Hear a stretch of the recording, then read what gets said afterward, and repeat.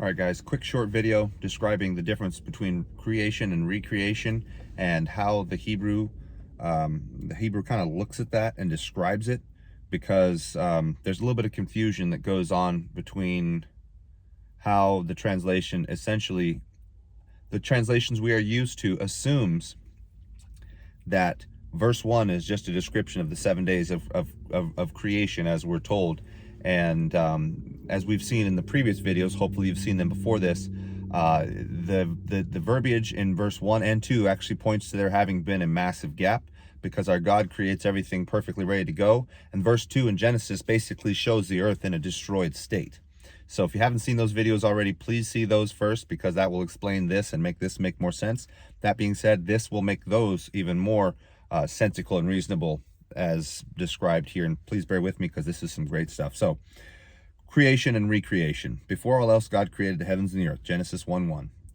That verse describes the original creation of the heavens and the earth. This initial creation of the universe was directed by the Father, Genesis 1:1 and 3, also Revelation 4:1, carried out by the Son, 1 Corinthians 8:6, Colossians 1:16, and empowered by the Holy Spirit, Psalm 33:6, Proverbs 8:27 through 31. It was an instantaneous action of true creation, ex nihilo, that is, a creative act that produced the universe in its entirety out of nothing, except the will and power of God. As vast as the universe is, it is yet insignificantly small compared to God. 1 Kings 8:27, Acts 17:24 through 26 for that. We may think of the heavens as infinite, but if that is so, they are but unimpressively finite in comparison with the true infinity of God. The act of creating the universe was, according to the natural principles with which we are familiar, impossible. It was, by definition, miraculous. Psalm 33:6. By the word of the Lord the heavens were made, and by his breath, in other words, his spirit, of his mouth, all their hosts, so all the spirits, all the angels. John 1:3. Everything came into being through him, the Son, and without him, nothing which has come into being came into being at all.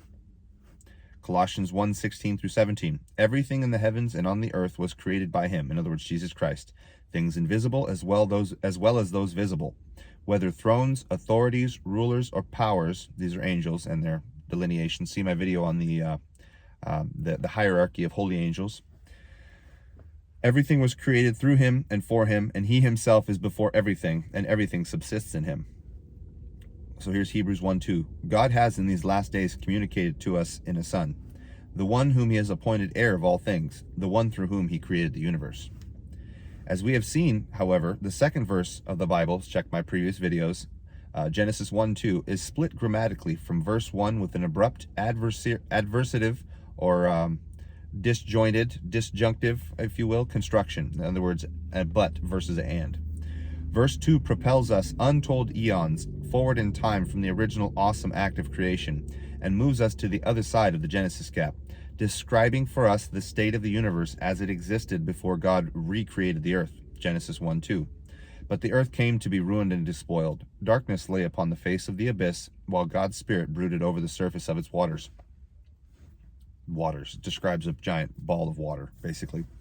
Original creation had been marred by Satan's revolt and cast into darkness by God's judgment upon the rebellious angels. In order to make the universe habitable once more for creatures with physical bodies, the attempted possession of which was a major issue in Satan's pre-fall propaganda.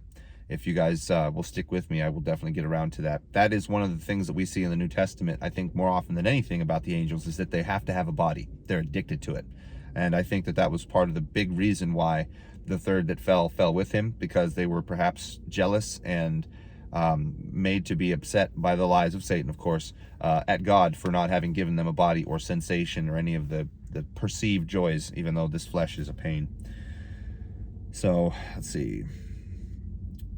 A recreation of the earth was essential after this destruction. Genesis 1:3 through 2:3, the account of the 7 days, is a description of this renewal of the heavens and the earth.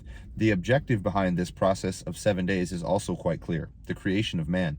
Everything God accomplishes within the period of recreation is specifically designed to make life supportable for this, his second category of creatures possessing free will.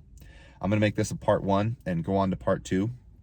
because in part 2 I go over all the descriptions of how this is actually a recreation. So please bear with me. I want to keep this kind of short. The next one will be quite a not quite double the length, but I don't want to make them so long that you guys are having to labor through and pause and start over and all that stuff. So let's leave it where it's at. Please bear with me. I will get into more of the evidence. That way we can just lay this to bed and it will all make sense. And I hope so far, if you've been watching these, the evidence kind of speaks for itself. Thanks for watching, guys. Comment down below, like, share, subscribe, hit the bell, and bless you guys. We'll talk to you soon.